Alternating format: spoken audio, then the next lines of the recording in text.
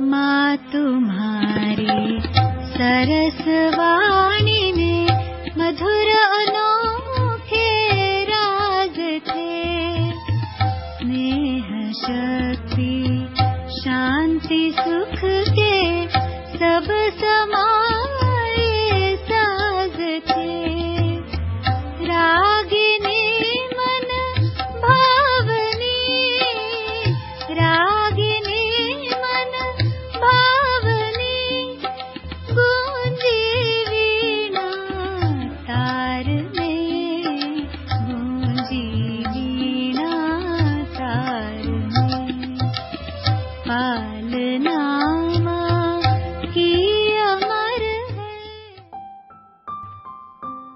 ये हम बच्चों का बेहद का बाप दर्द जान कर करके उसके इलाज करने के लिए आया है ना। हमारे पास कौन सा दर्द है? दर्द का मतलब है दुख शांति। आज की दुनिया में दुख शांति है ना, तो दुख शांति क्यों है, किस कारण है? उसी दुख शांति के दर्द को जानने वाला एक ही है, क्योंकि उसके पास ही इलाज है। वही हमारे सदा सुख और शांति देने वाला बाप है। इसीलिए उसे गाते हैं नहीं, सुख दाता शांति दाता। तो दर्द को भी तो वही जानेगा नहीं। मनुष्य इसका इलाज नहीं कर सकेंगे। मनुष्य टेम्पररी, वो टेम्पररी शांति, टेम्पररी के लिए कुछ थोड़ा बहुत मिल जाए, वो बातें अलग है। लेकिन ये सदा काल का मतलब ही है कि फॉर जनरेशंस, आदि मध्य अंत। आदि मध्य का भी मतलब है शरीर लेते, शरीर में रहते, शरीर छोड़ते, सदा सुख, उसको कहा जाता है सदा काल सुख। तो ऐसा सुख फॉर जनरेशंस के लिए सवाय परमात्मा के और कोई नहीं दे सकता। इसीलिए बाप कहते हैं तुम्हारे इस दर्द को, ये तुम्हारी ये दुख शांति क्यों आई है तुम्हारे पास, किसने तुमको ये दर्द दिया है वो मैं जानता हूँ, मैंने नहीं दिया है। हाँ, ये भगवान के ऊपर रख लेते नहीं, भगवान ने दुख दिया, भगवान ने सब दिया है। वो कहते हैं मैं कैसे बच्चों को ये दर्द दूंगा। हाँ, ऐसा कोई बाप देखा कभी कि बच्चों को दुखी करे? हाँ, जब ये लौकिक बाप भी कभी बच्चों को दुखी नहीं कर सकता है, मैं तो परलौकिक बाप हूँ। हाँ, तो परलौकिक बाप कैसे बच्चों को दुखी करेगा? कभी आप बाप हो, देखो कितने बाप यहाँ बैठे हैं, आप कभी अपने बच्चों को दुखी करते हो? हाँ, अपनी तरफ से कोशिश नहीं करेंगे दुखी करे।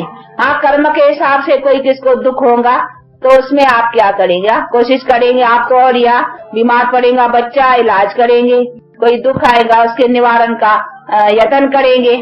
बाकी ऐसे तो नहीं बाप बच्चे को दुख देगा। तो जब लौकिक बाप भी, शरीर का जन्म देने वाला पिता भी कभी अपने बच्चे को दुख देने का सोचता नहीं है। वो सदा यही सोचता है कि बच्चा सुखी बने, बच्चा लायक बने, बच्चा होशियार हो, सदा सुखी रहे। ऐसे ही बाप का भावना रहती है ना। तो जब भी शरीर के जन्म देने वाले पिता के पास भी ऐसी भावना, वो तो हमारे आत्मा का रूहानी, उसको ही कहा जाता है सचा पिता। तो वो हमारे परम पिता हमको कैसा दुख देगा? तो वो दुख नहीं देता। ये हमको दुख अथवा दर्द किसने दिया है? माया ने। अभी तो वो बुद्धि में आ गई है नहीं बात कि हमको ये दुख दर्द किसने दिया? माया ने। माया कौन है? अभी जान गए ना अच्छी तरह से। माया का अर्थ अभी अच्छी तरह से बुद्धि में है कि 5 वाइसेस, इसको कहेंगे माया। माया कोई शरीर को नहीं कहेंगे, माया कोई प्रकृति तत्वों को नहीं कहेंगे। 5 प्रकृति तत्व अलग चीज है, उनको माया नहीं कहीं, उनको माया समझते हैं कि जो भी आंखों से देखते हैं ना, ये शरीर देखते हैं आंखों से, ये भी माया।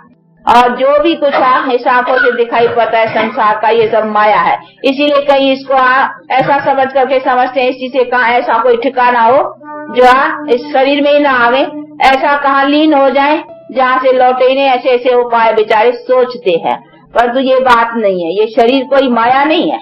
शरीर में तो देता है बेटे, शरीर तो भगवान भी लेता है। हाँ, तभी तो उसका कहन गाया जाता है ना तो उसको भी प्रकृति का आधार लेना पड़ता है, तो आत्मा को भी शरीर का आधार लेना ही पड़ता है।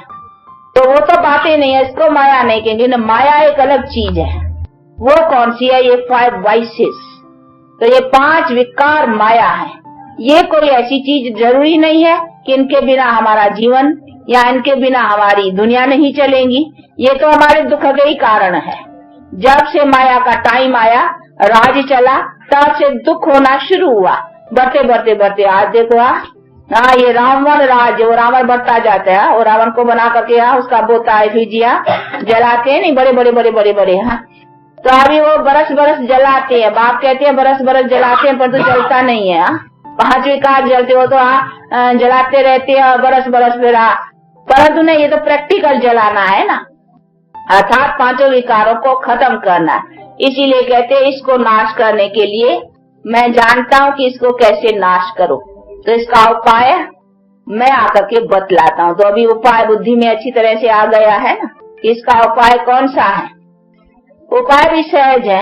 तो इसके लिए और भी कोई हठ योग प्राणायाम चलाना या कोई भी कुछ भी नहीं, बड़ा इजी कि बस उस बाप के हो जाओ।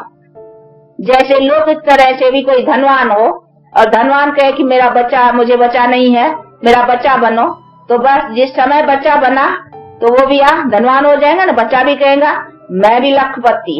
बस कोई लखपति का बच्चा बना तो वो भी उसी सेकंड कहेगा मैं भी लखपति, क्योंकि मैं हेयर पेरेंट हो गया ना, मैं भी लखपति। तो देखो सेकंड में कोई गरीब का बच्चा, शाहूकार का गोद का बच्चा, एडॉप्टेड चिल्ड्रन बनने से वो भी लखपति। तो बाप कहते बच्चे मैं भी तो तुम्हारा असली पिता हूँ ना, तुमने मेरे से रिश्ता रिलेशन छोड़ दिया है, अभी फिर मेरे से रिलेशन रखो। मेरे बच्चे बनने से तुम भी तो जो मेरी प्रॉपर्टी है उसका तुम भी हकदार हो जाएंगे। और ऐसे हकदार बनने से तुम सदा सुख शांति को प्राप्त कर, क्योंकि मेरा तो हक तुमको सुख शांति का मिलेगा, मेरा हक कोई दुख का थोड़ी है, सुख का है। इसीलिए कहते अभी मेरे से रिलेशन रखो। अभी रिलेशन रखने में कोई देरी है? उसके लिए हठ योग प्राणायाम ये सब करना। रिलेशन का मतलब ही है कि बाप का हो कर करके चलो। तो फिर बाप देखो एक बार प्योर है ना, तो हमें प्योर होके चलना चाहिए ना। तो बाप क्या है? बाप की क्वालिफिकेशंस कौन सी है? तो बच्चे की क्वालिफिकेशंस कौन सी होनी चाहिए? तो हम बाप को देखें और फिर अपने को देखें, तो फॉलो करें ना कि भाई बाप एवर प्योर है तो हम इम्प्योर से प्योर तो है ना। तो हमको भी ऐसा ही बाप के समान अथवा बाप से जो कुछ बल मिलता है उसी को धारण करने का है। तो ये सभी चीजें हैं जो बुद्धि में रख कर करके और अपनी धारणा को आगे बढ़ाना है। अभी इसमें क्या डिफिकल्टी है? कुछ भी नहीं। बाप क्या मेहनत देगा कि बच्चे हठ योग करो, आसन लगाओ, कमर सीधी करके बैठो, ये करो वो करो। बाप क्या डिफिकल्टी देगा?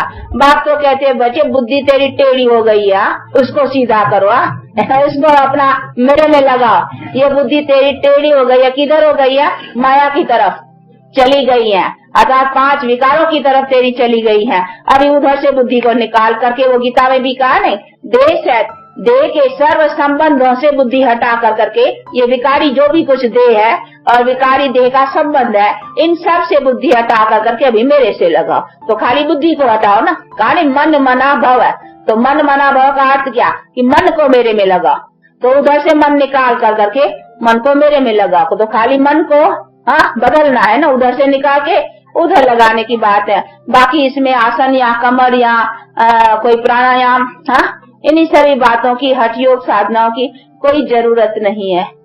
तो इसीलिए बाप कहते हैं कि मेरा योग, जो जिस योग बल से मैंने तुमको इतना उच्च बनाया और ये तुम्हारे दुख दर्द नाश किए, वो देखो कितना सहज है।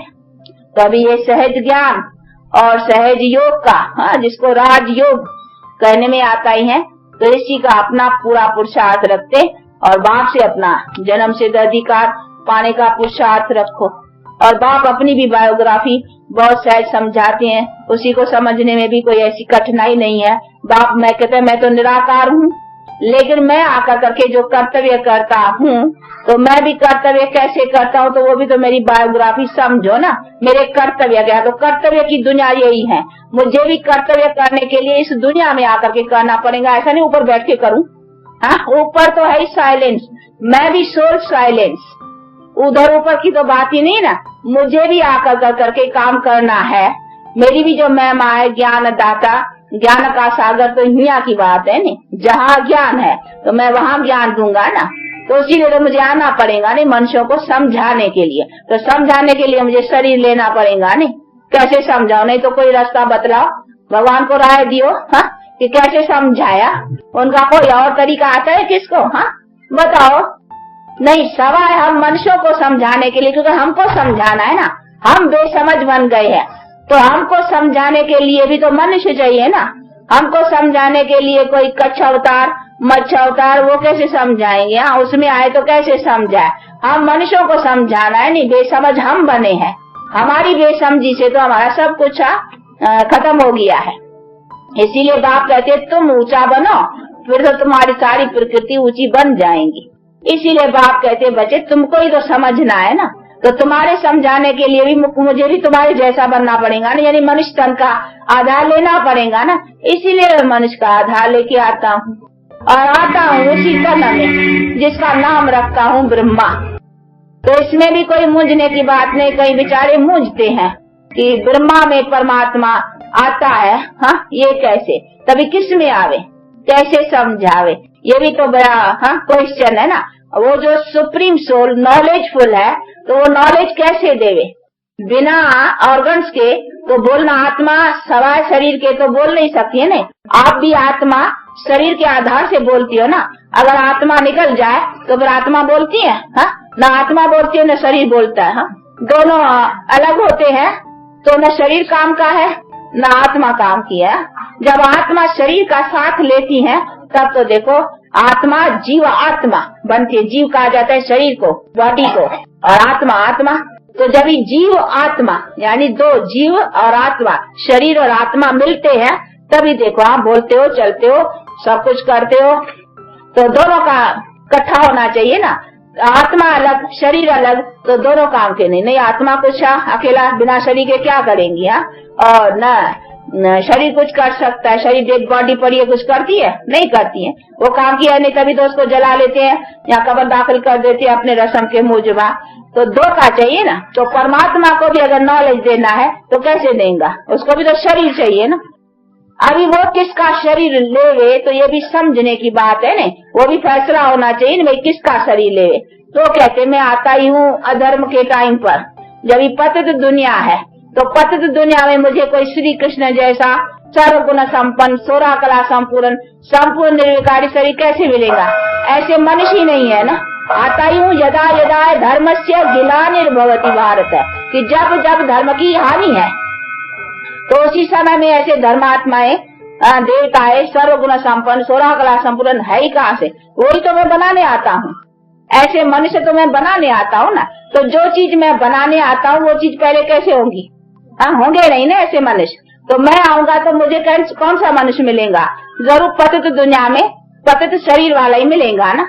इसीलिए मैं आता हूँ इसमें, और उसका नाम रखता हूँ ब्रह्मा, और उसको भी बैठ के पावन बनाता हूँ। तो उसके साथ फिर दूसरों को भी पावन बनाता हूँ। तो उसी मनुष्य को भी पावन बनाता हूँ जिसके तन में आता हूँ। हाँ, उनकी भी तो आत्मा है ना अपनी, उसको भी प्यूरिफाइड बनाता हूँ। उसके साथ साथ दूसरों को भी प्यूरिफाइड बनाते हैं। तो ये इजी है नहीं समझने में, इसमें मुझने की भी कोई बात ही नहीं है, क्योंकि वो तो परमात्मा भी तो सोल है ना। जैसे कहीं आप देखा होगा कि इम्प्योर सोल किस में आते हैं, हाँ, जिसको भूत कहते हैं। कभी देखे हैं? कोई बड़े होंगे देख किस में भूत प्रवेश करते हैं, बोलते हैं। तो जब जैसे इम्प्योर सोल प्रवेश करती हैं, वैसे ये प्योर सोल, ये वर्ड प्योर है, तो ये भी प्रवेश करके फिर आकर के बतलाते हैं नॉलेज। जो इम्प्योर सोल प्रवेश कर सकती हैं, तो क्या प्योर सोल भी होगा प्योर? वो नहीं कर सकता। क्यों नहीं कर सकता? इसीलिए बाप कहते मैं आता हूँ और आ करके मैं ये नॉलेज देता हूँ, लेकिन ये शरीर मेरा नहीं है, मैं टेम्पररी तो शरीर का आधार लेता हूँ। शरीर तो उसका है ना जिस आत्मा का शरीर है। मैं खाली टेम्पररी लोन पर, हाँ, किराए पर समझो, लोन पर समझो, उधार थोड़े टाइम के लिए लेता हूँ, और उसी उधार का उसको फायदा देता हूँ कि नॉलेज जो सुनाता हूँ तो वो भी आत्मा सुनती है कानों के द्वारा। वो भी तो बैठी है ना आत्मा, मैं भी हूँ। मैं सुनाता हूँ इस ऑर्गन से, वो इस ऑर्गन से सुनती है उसी में ही। हाँ, फिर मैं सुनाता हूँ, वो भी सुनती है, और दूसरे भी, तुम भी आत्मा सब ऑर्गन्स के थ्रू, कान के थ्रू सुनते हो। इसमें मुझने की क्या बात है? नहीं तो परमात्मा कैसे सुनाए? कोई बतलाए, दूसरा कोई बुद्धि में किसको आता हो तो सुनाए, कैसे सुनाए? ऊपर से आकाशवाणी वो समझते, ऊपर से ऐसे ही आवाज करे, ऊपर से कैसे आवाज करेगा? हा? क्या आवाज कैसे ऊपर से आएगा? ऊपर से ऐसे ही तो आवाज तो मुख से होगा ना। तो इसीलिए बाप कहते हैं कि बच्चे ऐसी सभी बातों को समझो, इसमें मूंझने की कोई बात ही नहीं है। तो ये सभी चीजें समझने की, इसीलिए कहते हैं उसी तन में आता हूँ और उसका भी हिसाब समझाते हैं कि ये आत्मा वही है जो पहले से, हाँ, श्री लक्ष्मी, श्री नारायण, हाँ, जिसको कहेंगे वही फिर अपना चक्कर 84 का पूरा कर करके अभी इसका वो 84वां जन्म है। तो ये लॉस्ट है बर्थ किसका? श्री नारायण, जो सर्वगुण संपन्न था। वो सतयुग, त्रेता जन्म काटते, द्वापर, अभी ये कलयुग युग में ये तम इसका 84, हाँ, ये 84वां जन्म।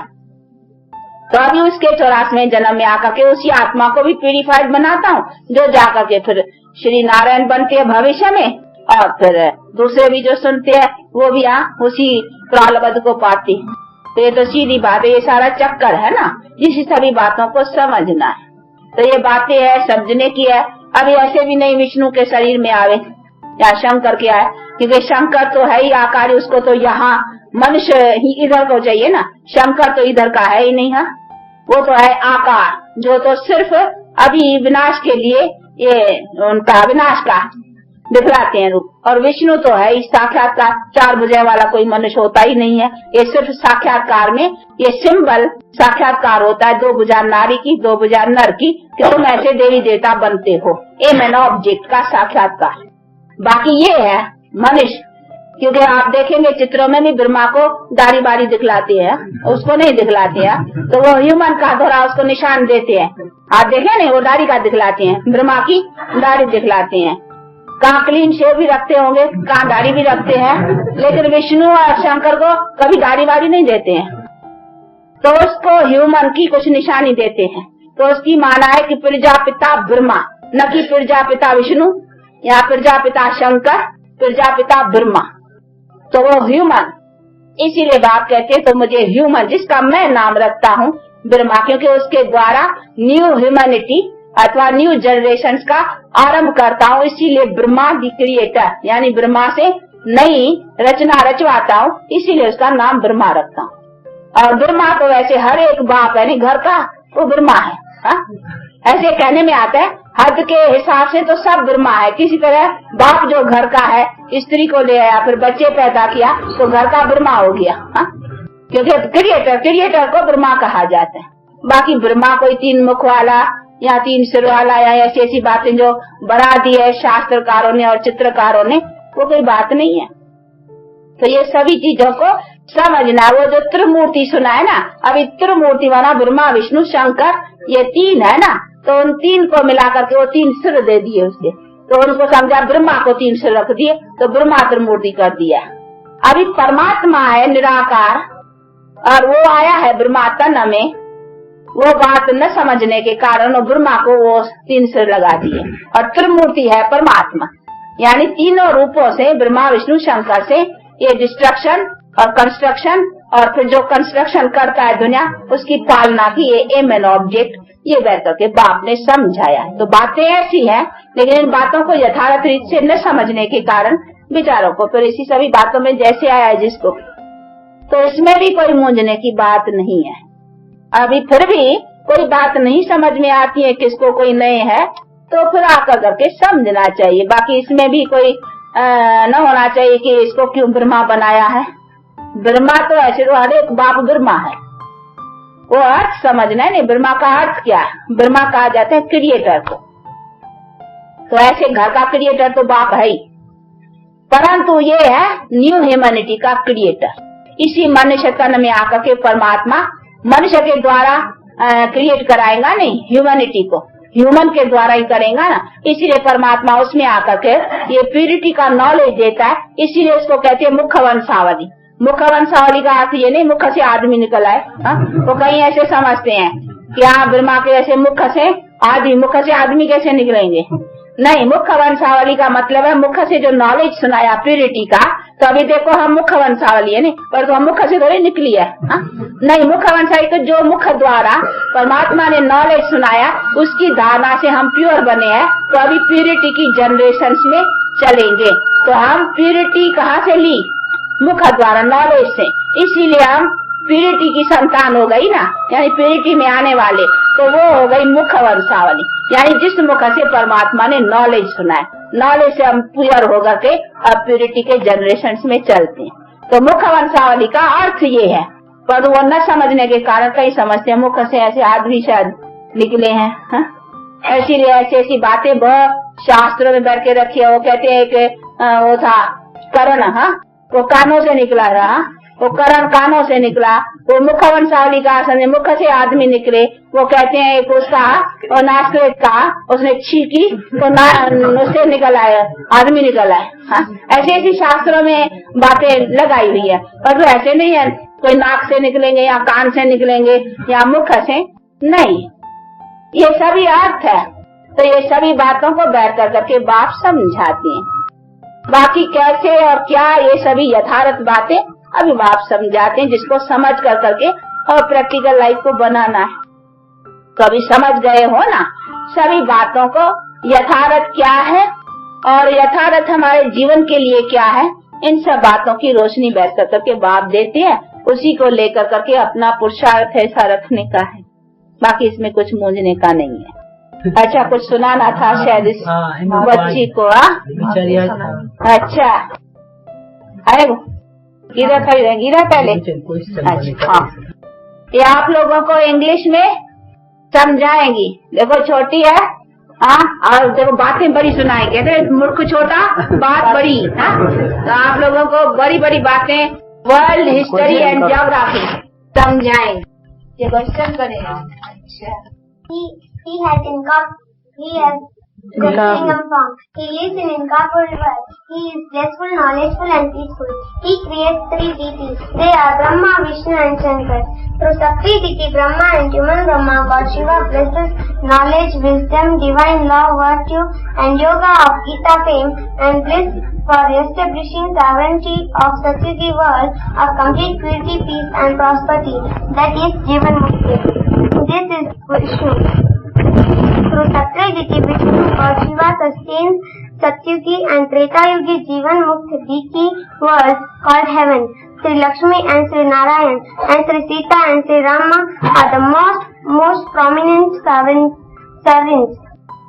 This is Shankar. Through Sakti deity Shankar, God Shiva destroys the Kalyugi vicious, irreligious, unlawful world of many violent sovereignties called hell for bestowing mukti. International and civil wars and natural calamities are the means. This is the kalpa of 5,000 years. There are 5 yugas in this kalpa. They are Satyuga, Satyug, Tretayug, Dwapar Yug, Kalyug and Sangam Yug. इशारा इधर करो, समझाओ उधर। सामने देखती रहो। इधर इशारा कर करके दिस इज सतयुग, ऐसा समझा। हाँ, जावे। There is only one deity dynasty of complete purity, peace and prosperity.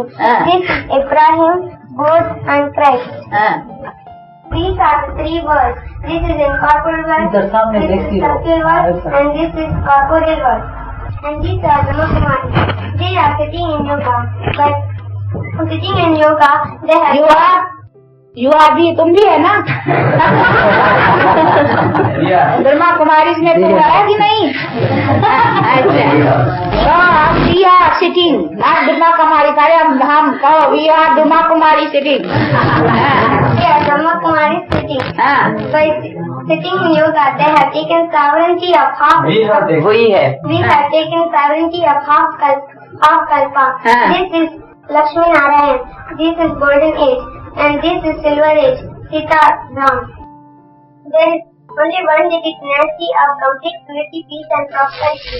And this is of 14 degree power. And this is of 16 degree power. And this is the copper age. You are 16 degree power में जाएंगी 14 में। देखिए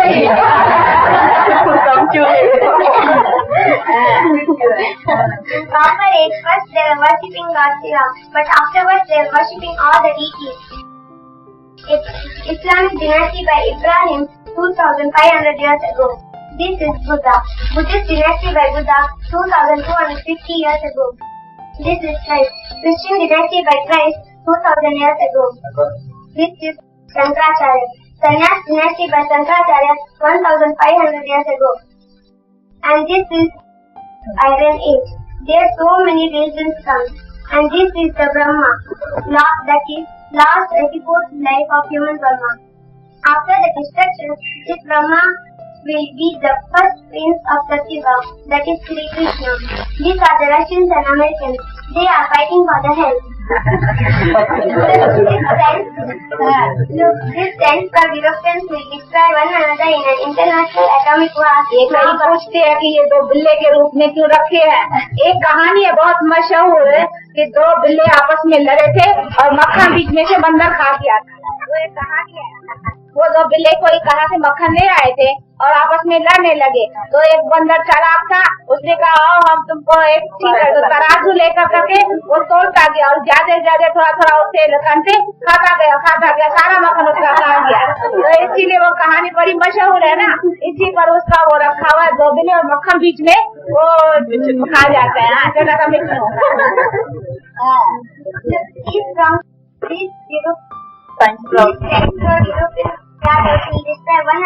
one another in an international atomic war, Mahabharat, like 5000 years ago.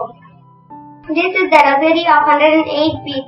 Almighty God Shiva's non-violent army of Bharat Mother Shaktis, which transforms the Iron Age vicious world into Golden Age wiseless world by means of the might of godly knowledge, yoga and supreme purity. Confluence नहीं समझाया, संगम वाला Chaplin की बात तो समझा ही नहीं, जो जरूरी है। कैसे वही दिखाया है नहीं, ये नहीं अभी सैपलिंग लगती है और सैपलिंग तो बदला ही नहीं।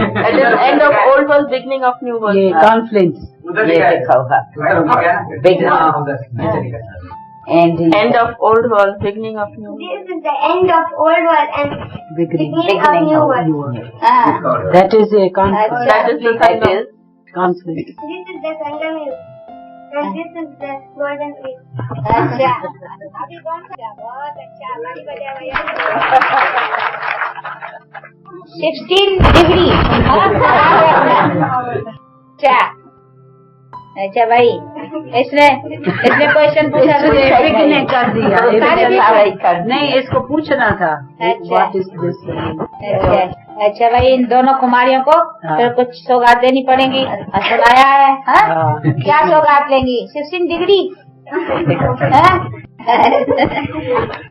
अच्छा, वो तो तुम जितना अपने को अच्छा बनाएगी और धारणा रखेगी अच्छी तो फिर जरूर।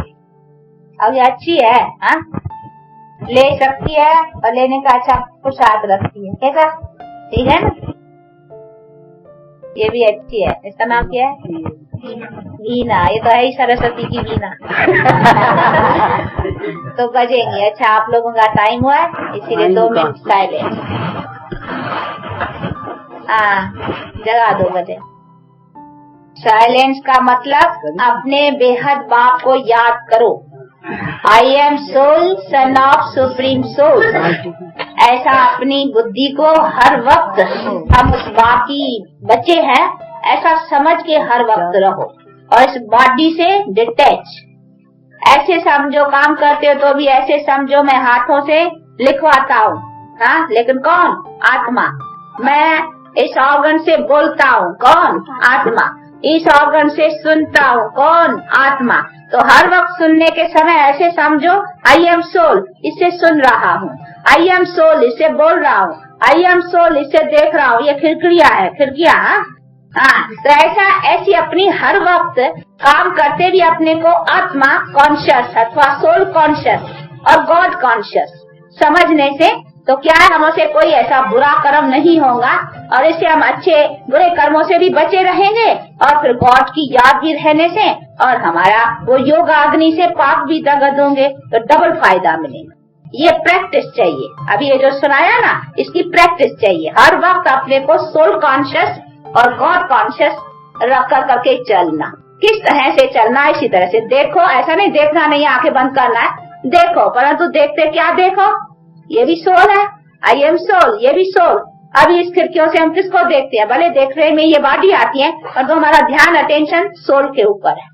ये भी सोल है, हम और ये एक ही बाप के बच्चे हैं, परंतु हाँ इन बेचारे को पता नहीं है, अभी इसको पता देना है। अच्छा पता है तो हाँ ये भी भाई अभी यहाँ बाप को जान कर करके अपना हक ले रहे, हम भी उसे अपना हक ले रहे हैं। इसी तरीके से बुद्धि में ऐसा रहना चाहिए, इसको कहा जाएगा सोल कॉन्शियस। बाकी ऐसे नहीं है कि एकदम मन को कंट्रोल, जैसे कल बतला दो कहीं बैठकर बेचारे हट से करते हैं, वो चीजें नहीं। ये हमको ज्ञान सहित, तो इसको ये कर्म करते भी हम सोल कॉन्शियस, तो ऐसे अपने बुद्धि को रखने का है।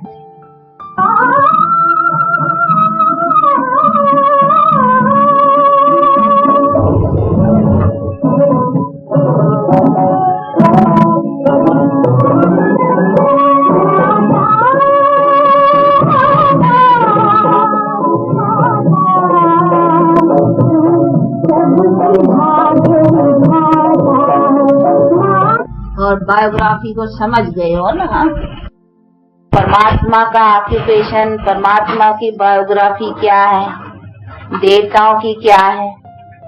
तो मनुष्य देवता हो सकता है, मनुष्य परमात्मा नहीं हो सकता। तो ये समझना है, इसीलिए ऐसे नहीं, हमको कोशिश रखने की है मनुष्य से देवता बनने की। देवता का मतलब ही है क्वालिफाइड। कौन सी क्वालिफिकेशन से श्रेष्ठ है?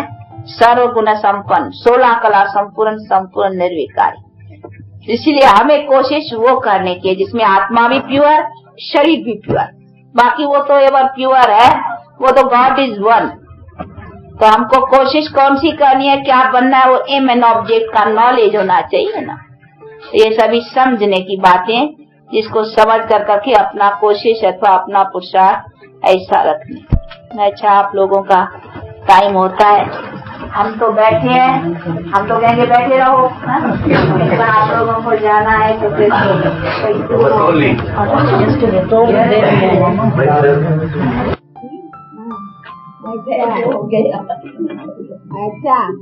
अच्छा ये पार्वती, हाँ लो ये बेचारी का हाथ में, हाँ बैंकुंठ माँ आता है, हाँ बैंकुंठ का बोला, हाँ मुन्नी माँ, हाँ अच्छा ये हमारी कौन है, ये हमारी मोहन माँ, हाँ अच्छा ये दुर्गा, अच्छा जानकी, अच्छा वो जानकी पकड़ो, हाँ नहीं तो झोली खोलो,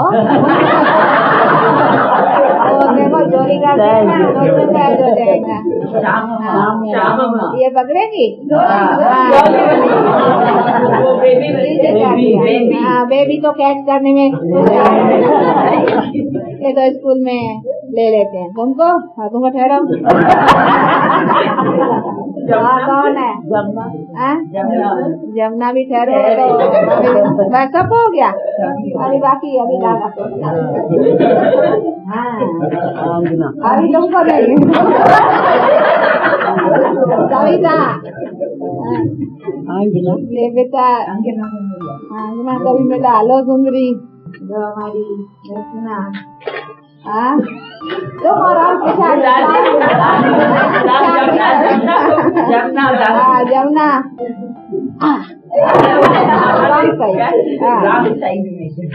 अच्छा हम और हम बच गए ना, वो आपको कराया, अच्छा लो मम्मा को हम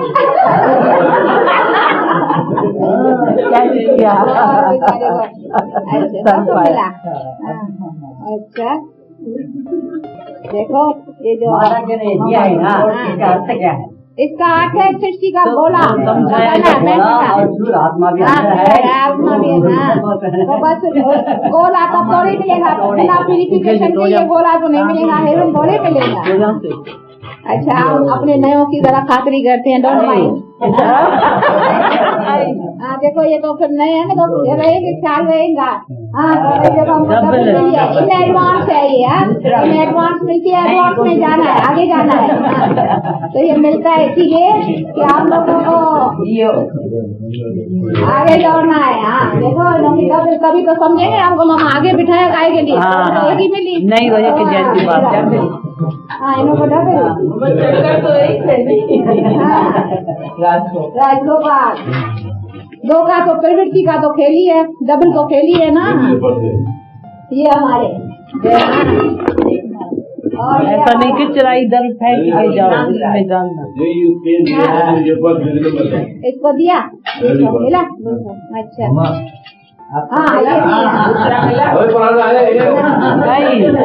नया। अच्छा चलो, ये बेबी को भी दूसरा, ये बेबी वो तुम्हारी बेबी नहीं आई। हाँ अच्छा,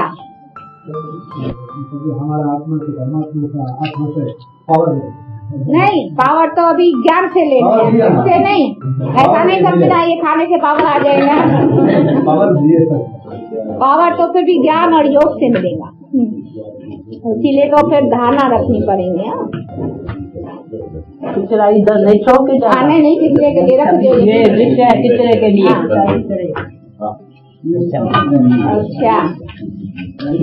अच्छा, अभी जो नए हैं ना, फिर उनके साथ कभी पिकनिक, पुराने ने खाया है ना? पुराने नहीं खाया, तो एक पिकनिक का रखना।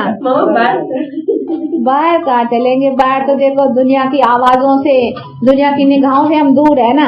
हाँ, हम कहें कोई ऐसी भी दुनिया की निगाहों और आवाजों से नहीं कहते, बहुत दूर दूर ले चल। तो यहाँ कोई जंगल तो है नहीं, हाँ, जहाँ एकांत हो, जो अपना मजा भी हो। यहाँ तो देखो दुनिया की उसमें गमसान में, तो उसमें कैसी ले घर में अच्छा है, जंगल है, मंगल बनाएंगे कोई दूसरी आत्मा भी। अच्छा, वो फिर देखेंगे, लेकिन इन्हों को एक ही वक्त करें जिसमें सभी चले। अच्छा, फिर वो तो देख ले, लेकिन एक बार इन्हों को एक भोजन खाने नहीं, जितना खाएंगे ना, जैसा अन्न वैसा, तो जरा इन्हों को रहेगा, तो इनको फिर पिकनिक कराना है। अच्छा, बहुत अच्छा, कुछ भी है, सिंधी हो, पंजाबी हो, यूपी हो, जो हम सब एक ही बाप के बच्चे हैं, उसी को समझना है और अभी बाप के ऊपर हक लगाना है। अभी है उसके पोतरे बनने से वर्षा मिलेगा, कहते हैं नहीं ग्रैंडफादर का प्रॉपर्टी का, तो पोतरे बनने से वर्षा मिलेगा, तो पोतरा बनेगा तभी जब ब्रह्मावंशी बनेगा। वैसे तो सब उसके बच्चे हैं, तो बच्चे तो है ही, पर तो उसमें वर्षे की बात नहीं, पोतरा बनेगा तो वर्षा मिलेगा। इसीलिए जब ब्रह्मा बीच में आता है तब है पोतरे की बात, तो ब्रह्मावंशी बनेगा, ब्राह्मण बनेगा तब है पोतरे का और वर्षे की बात। नहीं तो वैसे बच्चे तो सब है, शिववंशी तो सब है। ब्रह्मावंशी जब तक फिर न बने ना, तब तक पोतरा न बने, और पोतरा न बने तो वर्षा न मिले। अच्छा, ऐसा बाप, दादा और माँ की मीठे मीठे बहुत अच्छे सपूत, सियाने, समझदार बच्चों को याद प्यार और गुड मॉर्निंग।